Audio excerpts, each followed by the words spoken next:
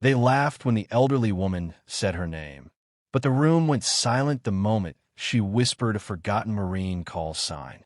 In a place where rank meant everything, no one realized they were seconds away from disrespecting a living legend. The first thing everyone noticed about her was how calm she looked. Not afraid, not angry, just steady. The soldiers closing in around her assumed that calm came from weakness, from age, from not understanding the danger of the moment. She stood there in a simple blazer, silver hair neatly combed, hands relaxed at her sides, while boots scraped the concrete floor around her. The lead soldier scoffed when she spoke. "I warned you," she said quietly. "I'm a Marine combat master." The words barely echoed before laughter rippled through the corridor. A woman her age? A Marine? A master of combat? It sounded like a bad joke. The commander stepped closer, gripping her collar, his face inches from hers. He had led men into hostile territory and broken tougher opponents than this. He told her to stand down, to stop pretending.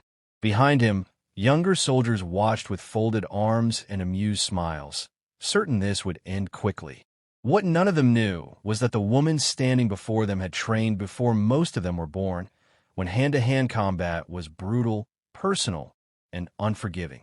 She had survived battles that never made it into movies, missions buried under classified stamps and forgotten by history. As the commander tightened his grip, she exhaled slowly. That breath carried memories, mud-soaked training fields, instructors who believed pain was the best teacher, and nights when survival depended on silence and precision. In one swift motion, she twisted her body just enough to break the commander's balance. It wasn't flashy. It wasn't loud. It was efficient. His grip loosened before he even realized why. And suddenly the laughter stopped. The corridor filled with a new sound, confusion. The soldiers rushed in, instincts taking over. That was their second mistake. She moved with a discipline that defied her age, redirecting force rather than meeting it head-on. An arm locked here, a step misplaced there. She didn't strike to injure. She struck to control.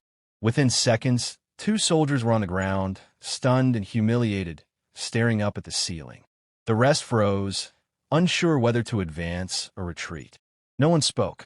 Even the commander, now backing away, felt something unfamiliar crawling up his spine.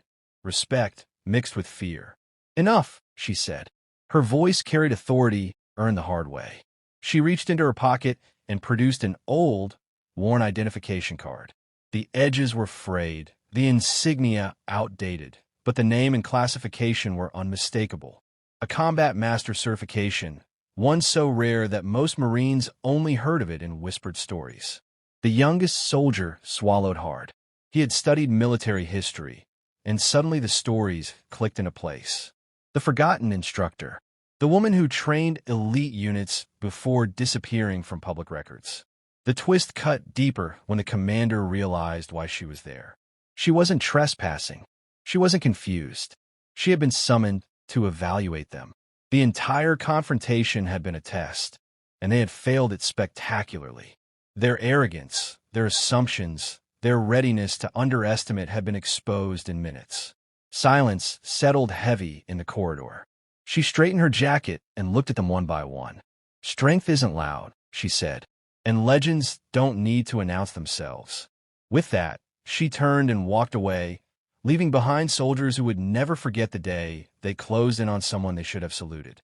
Later, word spread through the base. The laughter turned into quiet conversations, then into stories told with wide eyes and lowered voices. The commander requested reassignment. Training protocols were rewritten, and somewhere in a secure office, her name was added back into the records, not as a relic, but as a reminder.